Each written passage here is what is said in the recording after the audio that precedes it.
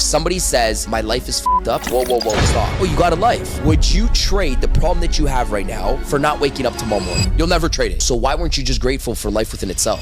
Ladies and gentlemen, my name is Ron Sally, and welcome back to another episode of More Than a Sale, where it's not just about the successes, it's about the failures, the heartbreaks, the sorrows. And today we have one such individual who has gone through hell and back and has now trained over millions of salespeople all around the world to his world-class sales agency. He's done over 500 plus events, hundreds of different countries. We got Daniel G in the house. Daniel, welcome to More Than a Sale. Thank you for having me, brother. I appreciate it. I'm a workhorse. Whatever you guys see online, don't get fooled. Don't get fooled by the planes. Don't get fooled by the stages. That's what comes out of me working. We understand that a superhero, we know they went through shit for 95% of the movie. Oh yeah. Still to today, if you want to continuously being the superhero, you're still going to get your ass kicked for 95% of it. I don't have an option. Whether I'm inspired or motivated, smiles on my face. I wake up the next morning, go post it, go do the event, go back in your office, go work. I think as you build more, you got that pressure starts coming too as well.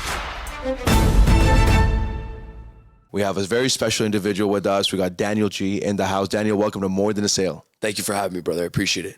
And I remember I've been watching your journey for a very long time. And I told you this too at the event. I said the first time I came across you, I was driving by in Vaughan area and you had a car and you had a Bentley at the time and you had a sticker tag right at the back of the car. It said Daniel G. I said, who's this guy? And I, you know, when you're driving by, you see a young guy and I searched you up on Instagram. And at that time, you probably had a few thousand followers or I don't remember, maybe 20 or 30,000 followers altogether. So I followed you and that was around 2018. Wow. Okay, so that was around 2018, and I just had started the company at that point in time. I was 25 years old at the time. And so I started So we're the same age. You're 30 now? Yeah, I'm 30 now, yeah. When did you turn 30? This year? I turned 30 this year, yeah, I'm 93, yeah. Turned 30, 93. I turned 30 in 5 days. Oh, nice, okay, cool. That's Yeah. awesome, man. Happy early birthday. Thank you, bro. Yeah. Thank you. And so from there on, I watched your journey and then I saw you do a lot of live streams every single night. I saw you just deliver value and value and value and it was just jam-packed. At what point did you realize that I want to make a career out of this? Because a lot of times we go to either go to school to learn something, either we're sort of forced upon where we join the family business or we kind of fall into something because it gives us money. At what point in time was it for you that you're like, this is going to be my career for the rest of my life? That's a good question. Nobody's asked me that, bro. I started doing live streams, you know, just for fun. I was always training sales, by the way. So sales was just, to answer your question, it was like second nature training sales for me because I was training sales since I was 14. Wow. And when I mean training sales, bro, like I always just say this, and you probably know this too. I think the people that make the most money in the organizations are allowed to train the organization. That's when you're allowed to become a trainer. So when I say I was training at 14, when I was in door-to-door sales, like I was already training the people that were in my company at 14 on how to deal with like the wife objection. When you go knock on the door and try to sell them a $30 service, they'd be like, yo, my name was Mini Blood. I don't know why that was my nickname in sales. They're like, yo, Mini Blood, go train the company on how to deal with objections because like you sold 20 homes yesterday. Yeah. So I'd be up there with a marker training guys that were like 25, 35, 45 on how to deal with objections. So sales training was always just secondhand to me. Yeah. Right? It was like when people are good at like drumming or singing, they're just good at it. They're born with a talent. They were great at it, right?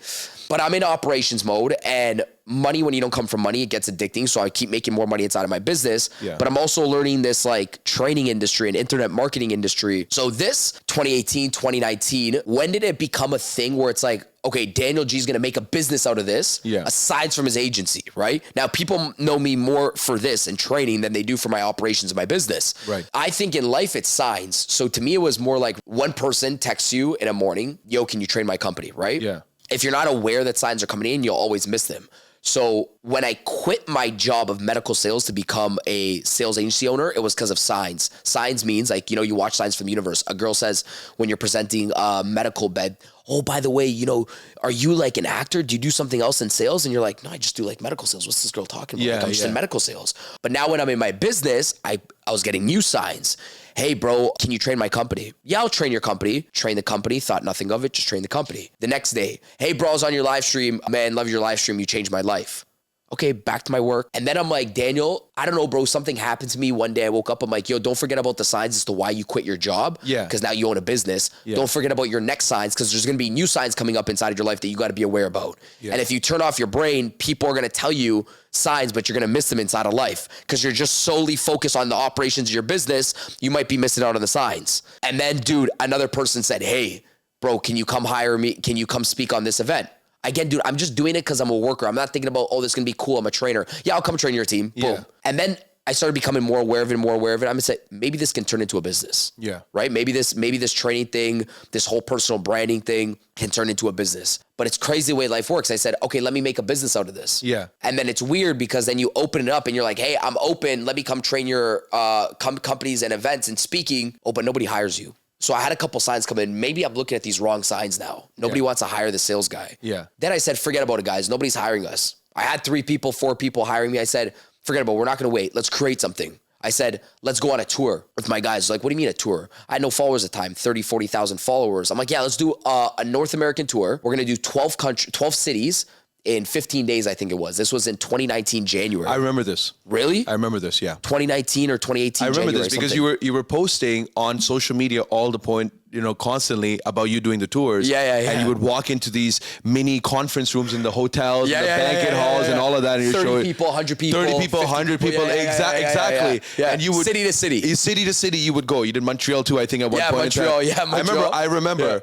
Yeah. I've had a chance to watch the journey at the time. Like I said, I had started at the time. I created that shit out of nowhere, by the way. You did. That's what I was getting to. You did. I just created it. Like now I can go on a tour and I can generally be like, I'm going on a tour, but Ron is hosting the event, so he's going to bring 800 people. Yeah. You know? Yeah. Like I have somebody supporting me on that. Yeah. But like before it was like, guys, how many tickets are in Montreal? Oh shit, there's 7. All right, everybody in the car right now, call all 7 ticket holders and get them out another 3 tickets so we can turn it into 21. Yeah.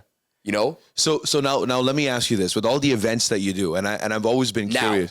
Yeah. Well, yeah. Or even in the past before, what are some of the things that went wrong during these events? Every single event, you can probably list off like 10 to 20 things that went wrong. So I'm just trying to grab them inside my head right now. And I think the best learning curve for me was, before I used to get down, meaning like, holy shit, how isn't this event perfect? I'm like, you would never be able to experience this if you didn't run it. And now I'm almost like, I can't wait to see what goes wrong after this event and just own it. Because bro, events, anybody that hosts events, in the first 2 events, I could see it in people's faces. I'm like, oh, this is his second event. Yeah. I could see it. He's getting nervous because of this.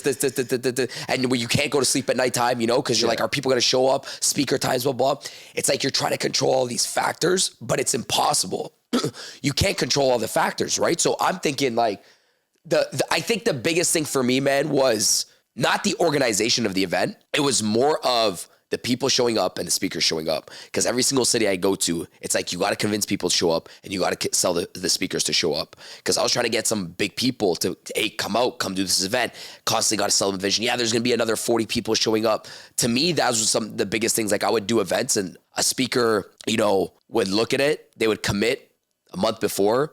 They see the tour's light and they would just vanish. But the people would show up for that speaker. I would look. So the speaker wouldn't show up? Yep, speakers wouldn't show up. Who's Daniel G? I'm not going to show up. Oh, yeah, I look cool, but man, 13 people showed up in Vegas. I know the energy. And then I said, my thing, every time a speaker didn't show up, dude, that was the biggest signal in my fucking head. I honestly mean this. I never talk about this. As to why I go so hard in my business, because I said, this is just a sign of who I never want to be like. I said, I never want to be like this guy that doesn't show up. And these guys, like, especially like Steve's been on the road with me for a while.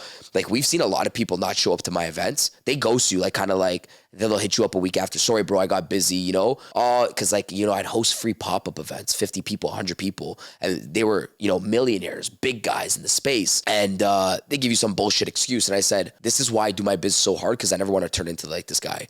And every single time there's something small or something big, I'm in that mode of saying, yes, I'll freaking do it. I know how it feels like, when people are trying to run an event and, a speaker commits or they're late or they don't show up, etc. So that was one of the things that, I channel inside my business. It's like reflections of what you don't want to do the next time or who you don't want to become. I think when it comes to you a lot, no matter what you say and the message that you bring on, which is so powerful, I think when I sit down with the team and I sit down with the agents and we follow, what I respect you the most for is your hustle. And that hustle to me is more motivating than what you actually say sometimes. Oh man, dude, Ron, I say this 24/7, man. Yeah. So that hustle, so for us, it's there. And I've seen you go hard at it every single day from 2018 up until now. And you put out a message recently as well. I'm going to go even harder than I ever went in 2024. What I want to know is, during all this period of going hard and concentrating your energy on your work every single day, because nothing else matters. You're so singularly focused on succeeding, having bigger event after bigger event, growing the followers, growing the fan page, having people, buy into the services, and just growing the organization as a whole. How's the family life? How's the personal life at home when you're doing all of that? Yeah, everything. Question people leave out, like, dude, what's the romance life? What's the family life look like? What's the, kids, future? What do you see? And I say, I think where people lose inside of entrepreneurship is that they try to push to go so hard, and then they almost criticize themselves because they're like, but man, I don't have a wife and kids yet. Or I haven't seen my family for 6 months. And it's like, whoa, stop. You're trying to live the life of balance, and you're about to critique yourself for not being as intimate as other people that don't have your lifestyle, because you're trying to live balance on how they live balance, and you're going to be imperfectly balanced. You asked to be the best and the greatest, and you got to own, like, hey, there's going to be a lot of drop-offs. There's going to be a lot of things where it's like naturally you tune out other things inside of your life, social life, love life, family. You just keep in contact with them because you love them. But it's like, I can't come back here every single weekend to visit you guys. I can't come back on birthdays to visit you guys. Like even sometimes small things like, missing a birthday text or whatever the case is. And you've done that. You've missed birthday texts and you've forgotten. Of course. And how does it feel when that happens? Of course. The problem was my communication with my family. It wasn't the problem of like they were disrespectful for me. It's just that I didn't have boundaries of where they knew I was heading. So they didn't know how serious I was about my business. And I always say it's like, because it's not the birthday text that you missed. They're not mad because they're like, yo, I hate this guy because he didn't get the birthday text. It was like they didn't know what I wanted inside of my life. And because I didn't communicate that with them, then there would be animosity because he's like, oh, he's too cool inside of his life. Yeah. Who does he think he is? Yeah, like cousins and stuff like this. So then I had to sit down actually with my family one day. And I said, hey guys, listen, I'm a workhorse. Whatever you guys see online, don't get fooled. Because online's one game, and then behind the scenes, I'm a workhorse. That's what I love doing. I love working. I was telling Steve, I'm like, yo, I just realized, because I was in the plane, we were flying here, I'm like, I don't know what other people think about inside of their mind. But in my mind, I think for 14-hour waking hours of the day, like I think 13 hours and 55 minutes is just on work. 5 minutes is focused on something else, right? Like it's gonna be focused on this video, what I have to do, this deal. I'm like, 5 minutes is probably focused on like, dude, I'm working while I'm playing soccer. I'm working. I'm playing soccer, but I'm working inside of my head, right? So you know what it feels. So I said this to my family. I said, it's the boundary more so. This is what just gets exposed from me being great at what I do and how we promote it to also make money and impact more people. Because those are the two things that we're going for. Reach more people, make more money. Keep it simple to my family. And I say this to all my people around me, even my students. I say, guys, you guys have animosity in yourself because you have animosity with the people around you, right? That's an obvious, right? Of course, you have conflicts, externally because you have conflicts internally. Why do you have conflicts internally? Why do you have conflicts with your family? Why does your family bash you for working so hard? This is even for young entrepreneurs too, right? Like, why do you feel bad about working hard? You shouldn't feel bad about fucking working hard. Right. I said, the reason why your family bashes you for working hard or haters bash you for working hard, I said, it's because they don't know where you're fucking headed. You've never communicated that with them. So of course, they're going to think something different. I said, listen, if a celebrity, or not even a celebrity, imagine you just look at an athlete, right? And you got somebody like Cristiano Ronaldo, and people know Cristiano Ronaldo wants to win a freaking World Cup. Yeah. People know Messi wants to win a World Cup. They say, his family knows. It's public. Hey, this is where I'm headed. This is why I want to win a World Cup. None of his fucking family members say, hey, bro, by the way, Messi, Cristiano Ronaldo, you're working too hard. They would never even open their mouth and say that. Why? They know where he's headed. They know the vision that he wants. But now we get into sales and business, and I think sometimes we don't communicate with our family, hey, this is what I want. When people know what you want, they don't freaking question you. They don't bash you. They don't hate on you. They know where you're headed. So I say sometimes it's our fault that we don't show how serious we are to other individuals, and we don't remind them. Like, to me, it's a constant reminder, bro. Like again, to me, I don't want to ever feel bad about myself for working too hard. When in reality, it's to help your mother a little bit more. It's to help your family a little bit more, It's just communication. I feel you when you say that, because I grew up in a business family, and everybody's childhood is a little bit different. And I had a family where my parents were working nonstop and consistently. So any pivotal moments in a child's life, whether it be a soccer game, whether it be any game altogether, if my father was to drop me off, he'd be on a phone call, he'd be working all the time. So it was always one of those unsaid things that work is just it's the priority and it's just you don't talk about it, and you know that you're always going to work harder and everything else is secondary. That's how my childhood was. So if I were to circle it back to you, what did your childhood look like? Circle back to me in terms of how was childhood like for you while growing up? And of course, all of us have our superhero moment where we have a coming of an age story where you see the backdrop of the superhero before how things were. I think you found that epiphany for yourself now that this is who I am. You found your superhero moment, but what was the coming of age story for you? I think, pause though, it never stops though, because I want people to I think there's still a lot of emotions. There's still a lot, when people consider themselves superheroes, I like that you brought this up, because it's we understand that a superhero gets the glam and the fame just at the end of the movie. Yeah. But we know they went through shit for 95% of the movie. Oh yeah. Right? So it's they got their ass kicked. Yeah, brutally. they got their ass kicked. Yeah. And then it's wait, so is Daniel G the superhero now? Yes. Yeah. Okay, what does that also mean? If he continuously be the superhero, that means 95% still of his life, he's probably still getting his ass kicked brutally and we don't even know. Yeah. Because he still shows up to be a superhero. So people are just yo, but how's just the past? Wait. Still to today, if you want to continuously being the superhero, you're still going to get your ass kicked for 95% of it.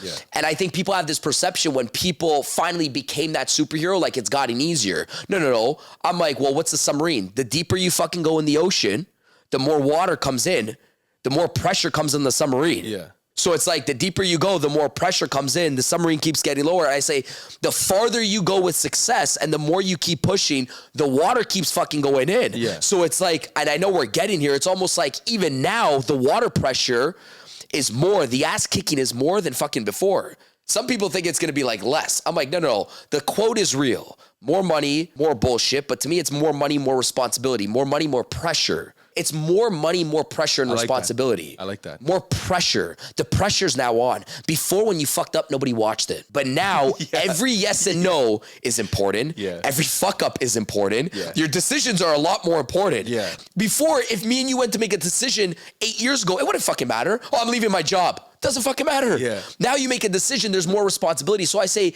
a lot of people want to get to a certain point inside of life, but they complain when they ask for a lot of money or a position, and they bitch and complain when their hands full of problems, but all you did was open up your hands and ask for more. So I said more money just equals more responsibility, but also the pressure that you can handle. What's that pressure for you right now? My pressure right now is making sure everybody around me is at the level I'm getting at right now. The pressure right now is making sure my moves inside of my business will not lessen my impact for the people out there simultaneously while still running the business and being an operator. I have to watch my moves that I make publicly, what events I'm going to take, etc., how I'm going to travel simultaneously while making sure my operations is still going well on the back end. Cause I want to go out there and I want to travel next year. And I said, next year's going to be even fucking bigger. Right. So now I've have a few friends and agents in the office that go through their own battles. There's an agent in my office that has cancer. There's some breakups that are happening, divorces that are happening. You hear about it. I always have tissue paper right in front of my table because when somebody sits down, you know that, tears are going to break out. Was it like for you when you are witnessing your parents break up, and were you able to process it at that point in time, or you processed it later on? So what was it like for you? Did you ever get a chance to process it, or were you process it right away when you were as it was happening? Yeah, I think, a lot of the things today reflect on what happened, of course, inside of your past. You have traumas today, and problems today. I got a lot more responsible as I was young because of what happened to me when I was young. And when I was young, I used to hate it. Oh man, my parents don't give me money, blah, blah, these people are getting money. And that turned into, because you don't understand when you're young, turned into, it could be arguments with family. Dad, why do we get this? Why don't we get this? And then you start to realize oh wow, how can I ever say I regret that situation where you love where you're currently at? So, because I love my life right now, right? So some people get hard on themselves. And I said, Daniel, are you grateful for your life? Yes. Number one, you fucking woke up. So number one, if you constantly think you're in the worst position in life, it's probably because you're not grateful for life. So you're trying to find something greater than life to make you excited. That's usually it. If we could just almost start and reshift people's perspective sometimes, that to just be wait, I already woke up, I already won. Something I tell my guys this 24/7, because a lot of people are like, yo man, how do you get so much energy and why are you so motivated in life? Or how don't you just give a shit? Because I just do a bunch of things. I'm like, dude, honestly, I work so freely now in my life. And I think as you get older, you just stop giving a shit about some things, you know, like you stop caring about opinions and shit like this. I'm like, dude, if somebody's not going to shoot me in the head and I don't die, I don't care anymore. Yeah. When people are like, how's he so fired up? I'm like, dude, I got to wake up, smell, breathe, and talk for one more fucking day. How aren't you motivated and excited? Yeah. Some people, they will be like, yeah, but what else? I said, no, don't move that thing out of the way. Like, they'll be like, yeah, no, I'm grateful for life. I said, but if you are, you would have a bigger smile on your face. So that's the way I sometimes see life. I say, you know, I'm much more real perspective because I've actually been around the world. Like around the world, like, you know, like I was in the Middle East last month. I've been just about everywhere. You know, we went to Africa. And when you go around the world, you can't have sympathy anymore for people in North America. So let me ask you this now that we're talking about you traveling around the world, we watch your journey. We were all watching it as it's happening. You're sharing the moments of you in each country, and then everyone's curious, okay, where is he going to be now? Which event is he going to now? And now that your business is also bringing you in a world of travel, you're getting a chance to meet very unique individuals. You're getting a chance to meet, like, for example, when you were in Africa, when you were sharing that, and the dinners you're having with the people, the locals that you're hanging out with, and even when you were in Colombia and all the street stuff, you're just doing normal people stuff, right? Like, so what's a moment that sort of comes to mind where it truly touched you personally, of someone that you helped out unknowingly or knowingly? Yeah, I think it was just recently. You know, I was in Lebanon. Yeah, I met individuals about a year ago. They were essentially homeless, you know. They came up to me a year down the road. I met them again coming back this year, and you know, they were crying and they said, you know, just by showing up to a couple of your things and then following you after you showed up to Lebanon last year, you know, I was able to, you know, to provide for, you know, my family. We actually have a home now, and just them being so grateful for their basic necessities of life based off of my message. To me, these stories are huge and important, and you know, you see that often on the road, and you see people sometimes, again, travel 24 hours on a car just to be in an event. Yeah. And it's not even like, sometimes that's the message within itself, and they don't have to say, hey, bro, you changed my life. Yeah. To me, that's sometimes just like the beauty right there. People don't see this on my social media, but there's people that drove through war zones to get to an event to better their life, and they've taken that risk. And you say, wow, really, you did that to get here? Yeah, you know, I did this and this, and it was you know, I had no money to do it, so I had to sell this inside of my house. And then once I got the ticket, you hear all these stories, right? I think to me, it's every time you hear a story, it like adds to the fuel. My fire is usually on the road. It usually comes on the road because you know, it's like this when you see it, the reality is right there. Yeah, social media is one thing.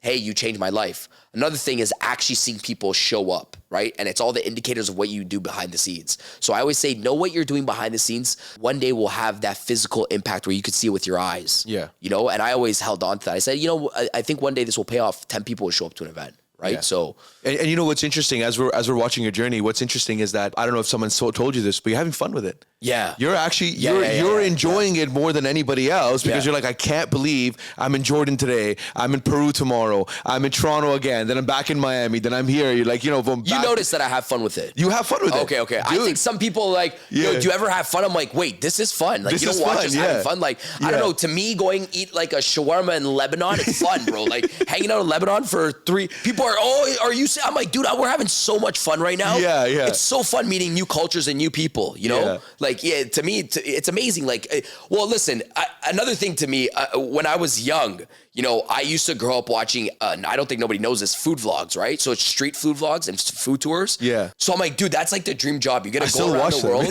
Yeah. I still watch it. Yeah. You're on like, late night. You see these guys on YouTube going through like, you know, street food tours, right? Yeah. Dream job. You go around, you eat, you get paid from your sponsors in YouTube. I'm like, this dude, I'm like, I don't know how to do this because nobody's going to film me.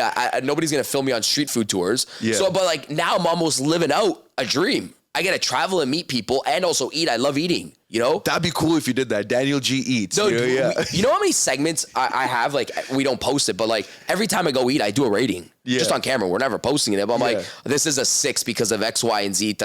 Yeah. So a lot of the people will be like, yo, can you come out here? I'm like, fuck yeah, I always wanted to come out here. Let's do it. You know, I've always wanted to ask you this. In all the greatness of life and all the great moments that you've had, we all go through our ebbs and flows of where our energies aren't the highest. And there's certain days we wake up, and yes, it's important to be grateful, and you know, we can hear about it, we can read about it, and we can talk about it, to embody it every single day. What's the lowest point in your life or your career that you remember or you ponder upon? Or maybe you don't ponder upon it, but what's the lowest point in your career or your life? You know, when I started training, you look at a lot of guys big in the space.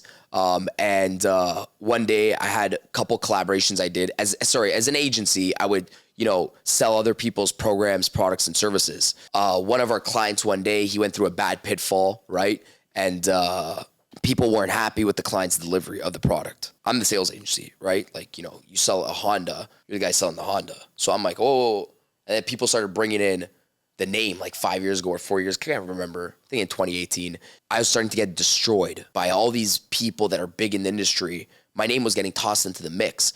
Oh, you know, they scammed him, and you're looking at it from afar. And by the way, it only hurts if it's the truth of the situation, meaning like, I wasn't hurt because I was like laughing when I'm like, they're a scam. I'm like, well, I was just the agency guy. I'm selling the product, right? Like we're selling the product. We don't do service or anything like that. I think what was more disappointing to me, bro, was watching people that I once respected, that I wanted to be in rooms with, that I was in rooms with, I was on stages with, almost like completely put you to zero with not even giving you a phone call. Yo, is everything okay? I seen one of your clients went through XYZ. I'm laughing about this situation. The actual situation itself, I'm laughing at.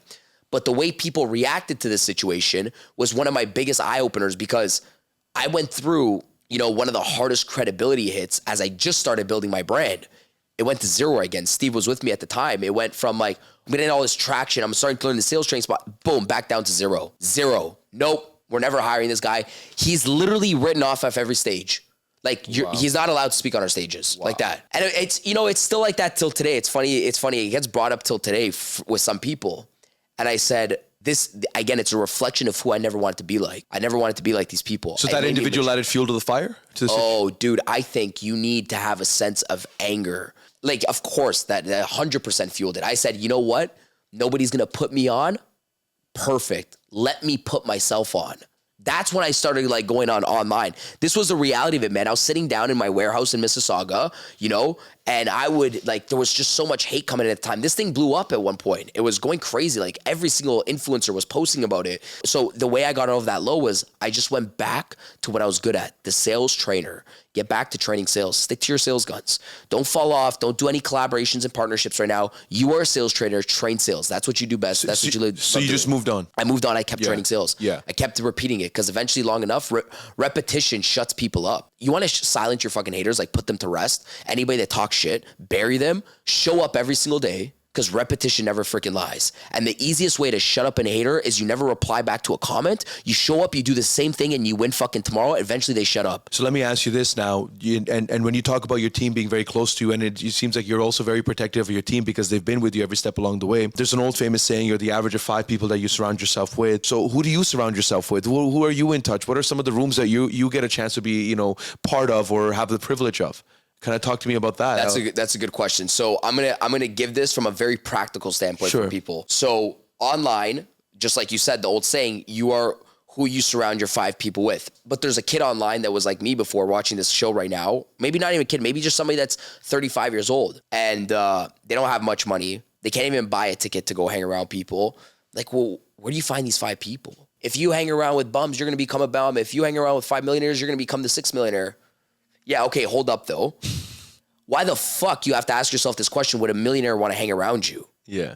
That's the other question you gotta, like, why would a millionaire want to hang around you, Daniel? Yeah. Ask yourself that question. You're not gonna get in the room. You can even pay to get in the room, but he still ain't gonna respect you if you're no. So I said, I don't think it's like who you hang around, because everybody's focused on like, yo, who are the 5 people that you have to hang around? It's like, who do you have to become to hang around those 5 people that they want to hang around you? Right. So I said, when I was young, nobody wanted to fucking hang around me, and I couldn't find those 5 people. So I said, you know what? Forget about it. I'm going to become the person that people want to hang around, that I'm naturally going to end up almost inside of those rooms. Sure, I'm going to be in those rooms sometimes where there's a millionaire beside me. So it's like, before you even find it, become it. Because some people try to find it before becoming it. So even if they find it, they'll lose it because the people won't respect them. It's like, you almost have to become the person, like, become it. What does that mean? Become the person you want to hang out with. Become the person that you want to hang out with. Yeah. Become the person that you want to hang out with, or become the person that you respect. Now, when I'm around people, I'm an observer, and I will listen, shut up and listen and watch how people operate. I think, you'll never outperform who you think you could become inside of life. And I didn't grow up with money. And, you think you're doing well until you're around other people. And money is just, it becomes a game to wealthier people. I think that's what your brain gets exposed to. There's a really good book on that, actually. I really got a chance to re-understand, and it talks exactly about the point that you made. It's called The Psychology of Money. Right. It's a very easy read. I highly recommend you read it. That's great. It's a very simple book. I finished that in probably 5 hours, man. That's wow. It's a top seller. A lot of people have read it, highly reviewed, and it talks exactly about the same point. You don't even probably have to read the book to talk about this. It talks exactly about it. It talks about how money was made, the relationship growing up, what we think about money, how we justify money, the value of money, so on and so forth. It's a psychology of money. It's a fantastic book. I want to ask you, who inspires you? Who is your motivator? Who is someone that has inspired you and continues to inspire you? And I'm sure that changes for a lot of people. Yeah, I think for me, growing up was my grandfather. Yeah. My grandfather inspired me the most. He came to this country with no money in his pocket, and to create something out of nothing, to me, that's the most inspiring, because I always say, what would my grandfather do? Would he say no to this, or would he go attack it and go do it if he had the ability and the resources that we have right now? So my biggest source of inspiration is my grandfather, my parents. Last question I want to ask you before we conclude this episode, Daniel. It's a very important question. Who is Daniel G? I say, I'm a kid living out his dream. That is who Daniel G is. And some people look at Daniel G as like the sales trainer and this guy that goes to travel and speak. And I say, I hope you guys watch me and understand that I'm a kid from Mississauga at 13, wanting to do the things that I'm doing right now, really, because I got in sales at a young age, I got in sales at 14. Every single day, I wake up with the nightmare of somebody selling me doubt, worry, and fear. Doesn't matter, from every situation with problems inside of life, that continuously wakes up and goes to bed and just sells himself another dream at nighttime. If the current dream doesn't excite me, I sell myself another dream at nighttime, And my job and my duty is to inspire other people that they can sell themselves the dream, sell other people the dream, and live their own dream. That's, my message, and I'm just filtering through it. That's powerful, man. Listen, thank you so much for joining for an episode. Ladies and gentlemen, you heard it here first on More Than a Sale. We got Daniel G. Stay tuned for the next episode. Subscribe. This was definitely more than a sale. Click subscribe. Thank you, bro. I appreciate it.